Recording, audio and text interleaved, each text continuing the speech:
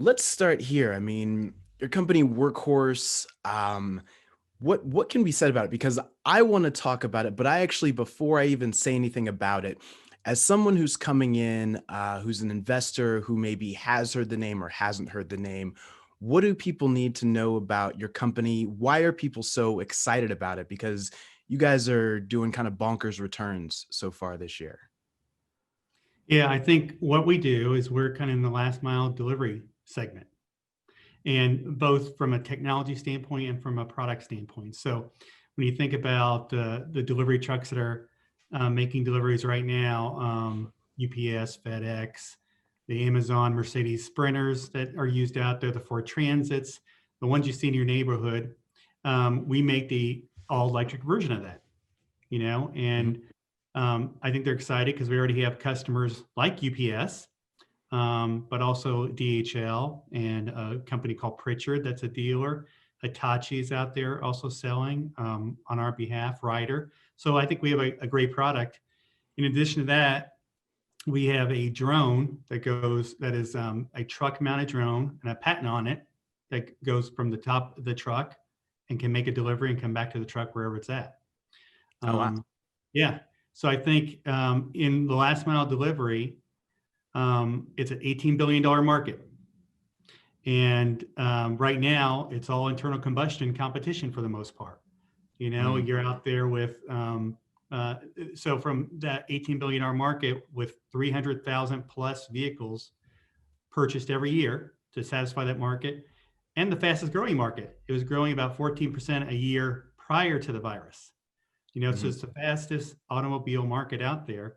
And that was before the virus even came about. And Yeah, and now when you say it's an $18 billion market, what are you referring to? What is it? truck trucks so it's the last mile delivery market. So it's the ones that are bringing packages to your home, package delivery. Right. So the vehicles that are doing that right now are, again, it's FedEx, UPS, the ones you well know, DHL, but also now it's kind of the ones that are using more like delivery vans. Right. That a Mercedes Sprinter, a Ford Transit. So you see those are also making deliveries now too, and that those vehicles are replaced to the tune of 300,000 new units every year, and Yeah. that's what we're And making, the all electric version of those vehicles. yeah. And your stock is up, what I think it's 800% over where it was last year. Is that correct? That's probably about right. Yeah. That's 800 or so percent. Do you feel like that stock growth is justified? I mean, you guys have set forward some pretty ambitious targets for next year, but you're kind of, from what I've read, a bit behind your targets for this year. Talk to me about how you feel the stock price is or is not justified right now. Well, I'm always going to say it's justified, right? All right, Um, smart man. But I mean, when you think about valuations, that's in the eye of the investors, and the Mhm. investors think it's valued at this point in time right now. So, I mean, what I will say is the electric vehicles are certainly the wave of the future. I think Tesla's kind of proved it out on a mass level that, and customers like it. It's a little different for us because we're not really appealing to that commercial market, right? Mhm. We're appealing to more to businesses. Right. And the reason that electric vehicles are hot now for businesses is there's the savings they can get, the total cost of ownership savings. So fleet owners, the ones at the end of the day that are going to be buying our trucks, they're going to be graded on how much it costs to kind of maintain the vehicle over time. And the reason that they're interested in our vehicles right now is the total cost of ownership. Even if you factor in that they have to pay more for the vehicle, you have to have the infrastructure, they have the charging stations, Mhm. and that you have to have probably, if you own that vehicle over 20 years, which a company like UPS does, then you have to have two battery replacements as well. So even considering all those costs, you can save $170,000 per truck using our vehicle. And that's over a 20-year lifetime? For a 20-year lifetime. So a good example is UPS holds their trucks 20 years, like to, and over that time period, they'll drive them 300,000 miles. Mhm. And it will cost them to drive the 300,000 miles, $300,000 in fuel and maintenance. It cost our trucks, and that's $1 per mile, 300,000 miles, right? Mhm. Our trucks, it cost 130,000 or 40 cents a mile. And so basically they see those huge savings, and usually year 3 is kind of the turning point where they start Hmm. saving over the and cover the cost. So And that's you what they see. okay. And you've mentioned this deal with UPS a couple times. Can you just talk to me about what that deal actually entails, what it is, and what you guys get and what they get? Yeah, there's kind of a history there. So in 2015, UPS came to Workhorse and basically said, take our current 11,000 pound trucks, the ones they've used for the last 40 or 50 years, essentially, without a lot of changes, and make it all electric. Not convert it from internal combustion to electric, make it all electric from the get go. And we did. So we built 350 of those, delivered them to UPS. They're in over 20 states, and they already have about 7 million miles on them. And they were built in the 2015 to 2017 time period.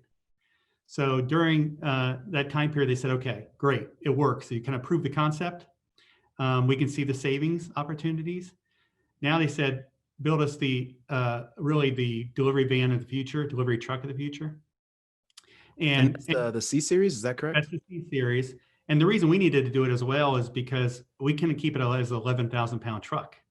Then the batteries you need too many batteries. They're heavy, and they're 40% of the cost of actually building a truck. So at 11,000 pounds, it didn't work economically for us. So what we did is the C series is 7,000 pounds. So we took basically 40% of the weight out. Now the batteries are economical to kind of actually use, and it actually provides even more savings than the 40 cents per mile to some extent that the old generation provided. So that's what they did, and what they've done. And then in addition to that, they've ordered about 1,100 of the C series UPS. So you were talking about your partnership with UPS. That's been in place. When did that first get started again? 2015 is when they got the first start 2015. getting the first generation of vehicles. And then we Right. have back orders right now to produce some 1,100 C series. And what So, percentage of your revenue is that deal with UPS? well, I mean, it will be, probably about, 70 million or so of revenue that will be coming forward. We have to deliver them to them now. So right now we're just starting the production end of it, of actually making the vehicles and delivering them. To UPS, DHL's ordered about 60, 70. We have some smaller companies that ordered about 20. And then we have Pritchard, that just is our most recent one. It's a Iowa private company, family owned, and they buy about 30,000 trucks a year. And they've ordered 500. Okay. So those are all to And be produced. those are all, sorry, I didn't hear the last part of what you said. Those are all to be produced. So we've got the orders. Now we have to start making them. Gotcha. And there's been some talk about maybe a deal with the US Postal Service. Can you talk to me about that? No. The post office, we are under an NDA with the post office. So the post office, I think, have announced at different times maybe when the award will be made, but it's really all in the post office's hands. So unfortunately, I can't. Okay. All right. Well, I don't want you to get sued, so we'll leave that alone. What about Lordstown Motor? Can you talk to me about the partnership that you've got there and what that is, and why should stock investors be excited about that? Yeah, they're a strategic alliance with ours. So the previous CEO here at Lordstown, Steve Burns, he left the company in early 2019, and he wanted to. And Workhorse previously had also had in their repertoire products, like you could say, was a pickup truck. And he wanted to go ahead and take the pickup truck and develop it. And Workhorse wanted to really work towards the last mile delivery market only, which is more the drone and the delivery trucks. So he formed his own company called Lordstown Motor Corporation. Workhorse is given licensing fees. So if he's successful in actually building pickup trucks, we'll get a share of some of that revenue going forward. But we also got 10% of the company. So when they merged, I think in October is the date period, with a SPAC, Diamond Peak SPAC, and now it's called RIDE on NASDAQ. I think the stock symbol is RIDE. We own 10% of RIDE. which Mhm. I think last I saw, I haven't followed the price every day. I haven't really looked at it every day, but it was about a $400 million value to us, our 10% ownership. Okay. Wow, that's not bad. That's not bad. And Lordstown open. It's a 6 million square foot facility. We have our own 250,000 Union City, Indiana square foot facility, 250,000 that we can also that used to do 60,000 Navistar chassis back in the day. So it can produce our vehicles as well. But another option could be possibly Lordstown and maybe subcontracting some vehicles to Lordstown. Okay. And right now, I mean, the EV landscape, it's really hot. Everybody wants to invest there. Money's just pouring in. But I think still we're at a place where most people, when they think electric vehicle, they think Tesla, and that's all they think of. Talk to me about this new iteration of electric vehicles, where you all fit into that and what the future looks like for EVs, particularly here in the US, because obviously there's a lot going on in China and other overseas markets as well. Yeah, I think just talk about generally about electric vehicles. I think that's where the industry's going. Not only investors are excited, customers are excited, which is Mhm. why investors are excited. Right. And I think Tesla kind of proved it out. Is people like those vehicles. They like the lack of maintenance that you need to kind of have every with it. They like how quiet they are. And I think most of the companies, the big companies, the Ford and GM and Chrysler, they're trying to figure out, how to kind of play with and be competitive with Tesla at the EV market game. So they're really Mhm. concentrated on passenger cars and pickup trucks, right? Right. And even Europe is already kind of probably way ahead of the US on that sort of thing, and maybe even China to some extent. I think we don't want to play in that market, and even Lordstown doesn't want to play in that market. The pickup truck they're making is called the Endurance, is for fleet customers, more like Mm. utilities and construction crews and stuff like that. And we're in the last mile delivery. So right now we're the only EV that has kind of all the testing that you have to have done, and the environmental testing, and your all the testing you have to do on trucks to get them ready to go and to sell them in all 50 states. We're the only EV player out there that is actually producing trucks right now in last mile delivery. Mhm. And that last mile delivery, obviously, as COVID has really accelerated the trend of folks buying things online. And, we've seen this holiday season, less people going out to stores, more people ordering. And I think there's general agreement that that trend is going to continue. But why should folks be convinced that everyone's going to make this switch? I mean, you talked about the partnership with UPS, but that's still kind of small. And the other partnerships you have, obviously, it's exciting from a low level standpoint, but there's still a big opportunity set out there. And I wonder, why is it that people are going to turn to electric vehicles to fill that gap between where you all are and where your investors expect you all to be, as evidence from your valuation? Well, I think what I would say is Hitachi, there's reasons we're partnering with Hitachi on a lot of different things, but one of the things they did is they did a survey of their dealers out there, and they kind of asked those questions to some extent. What is your interest in EVs? And these are kind of the top 50 dealers or so that responded to a survey. And they said, 85% of the survey respondents said they are interested in EV and interested in a Workhorse product. And the reasons were environmental, ownership savings, total cost of ownership savings, and technology. So I think they see what's out there. These dealers and these fleet managers that kind of make all these delivery fleets. They Yeah. see what's growing, and they want to. They see savings opportunities. Two, they want to be environmentally conscious. So that's the Yeah. reasons What's they're in. the technology piece? Because as you said, those two kind of speak for themselves, but what's that technology piece that you all have?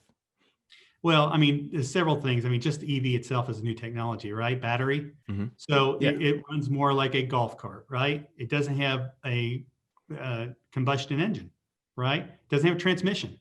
So it doesn't have the oil change, doesn't have all the maintenance that you would do with current internal combustion vehicles right now. And they last longer, So think of, for example, UPS is a good example. UPS, their average trucks go 70 miles a day, make 200 stops. And that just beats up a transmission engine. Maintenance wise, let alone it gives you about 5 to 6 miles per gallon, where our EVs give you 40 miles per gallon equivalent. And then you just have half the maintenance savings, So I think that's what they're looking at from an EV technology standpoint. From another technology standpoint, we have also a Metron system is what we call it. And we build it ourselves, and it gives them a whole bunch of information on energy efficiency and battery efficiency that they can kind of set the trucks to from a standpoint of being the most efficient trucks. So you can set the parameters on your truck to be different for a truck that's driving in San Francisco on the hills versus Indiana in the middle of India. Okay. And then also drone technology. I think Yeah. if we were talking about this last year, I think we would have said the drone is out there to sell more trucks. Kind of cool, but probably at the end of the day, I'll sell more trucks. And then what happened was the pandemic. And the interest in our drone and the calls we got have going to just change exponentially. And I think what the difference is, I think not only is the whole package delivery market increased from already a 14% annual growth anyway, is now people want touchless delivery. They don't even kind of, in some cases, want to trust the delivery man to kind of drop off the package. Do you feel like that's going to continue once we've got a vaccine and once people are less worried about the coronavirus? We do, because I think people have gotten used to it. It doesn't mean people won't kind of go out and kind of still do things to some extent, but I think they've kind of got used to buying things online now. Almost everything, is kind of coming with groceries or food, and that's why. So I think it will change, and it's kind of changed to some extent for the good. Will it stay at this level? No, but it will be at a higher level than it was before the pandemic. We believe so. All right. And the last question I'll ask you is just from my old school, old head investors out there who still care about things like profitability. How do you guys get there? I think, like I said, you came up a little short of your 300 to 400 goal for producing trucks this year. You've set a pretty ambitious goal. I think it's 1,800, correct me if I'm wrong, trucks for next year. But that still, I don't think gets you there. How do you all reach profitability? What's the path and what's the timeline? And then what are some things that could keep you all from getting there? Because I think clearly we've seen that the market, that's not a salient worry, but that is still something that people like to talk about and like to know. Yeah, and they should. You don't get credit until you actually execute, right? And the one thing we haven't done is actually kind of produced in mass volume. And so I think from the 1,800, I think we kind of set a goal out there for the year. How we're looking at it, because you think about it, you're going from 0 to a bigger number, right? And so that does take time.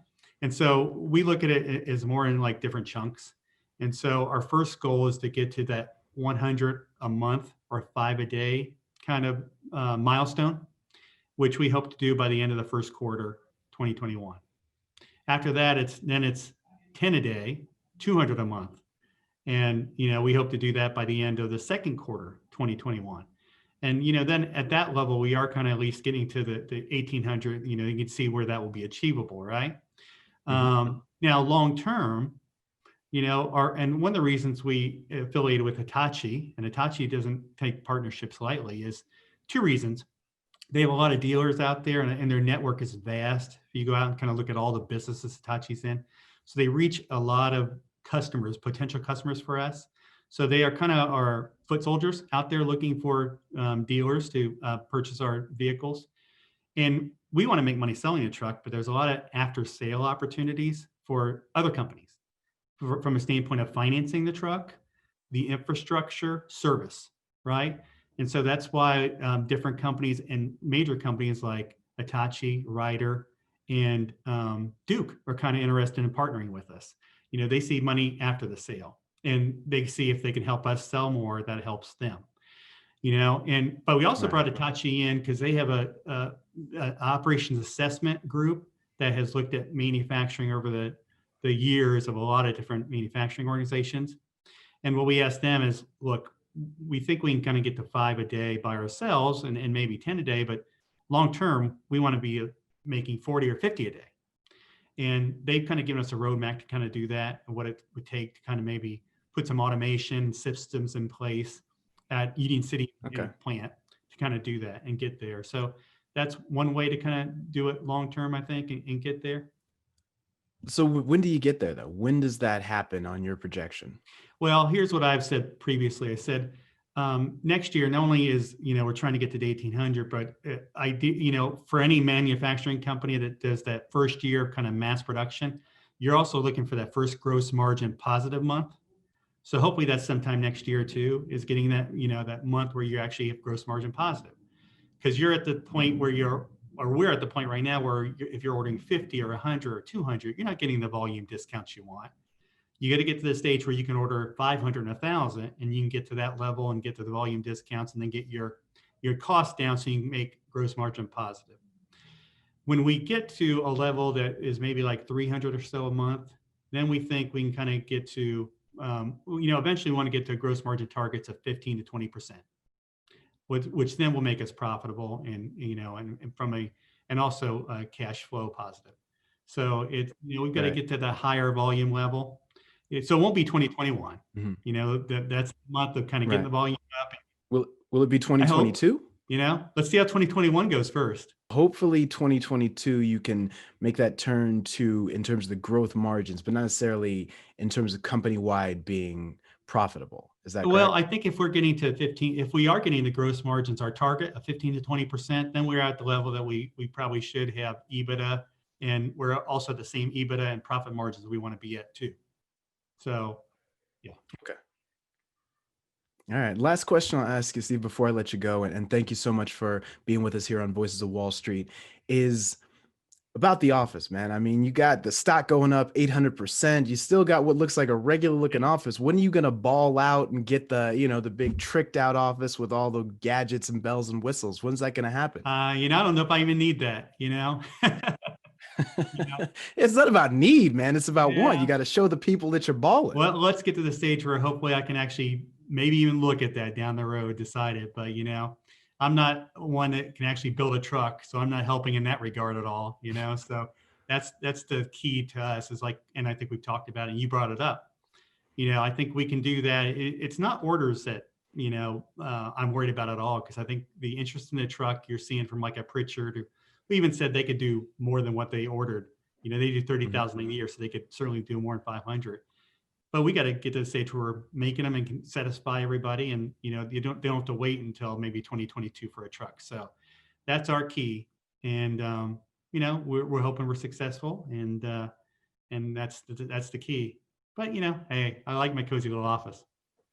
All right, man. Well, I expect when I interview you again in 2022 that you're gonna have a big baller office with a couch and a waterfall and all that. So You looking got it. forward to that. You got All it. right, Steve Schrader, thank you so much for being with us on Voices of Wall Street. I appreciate it. Thank you.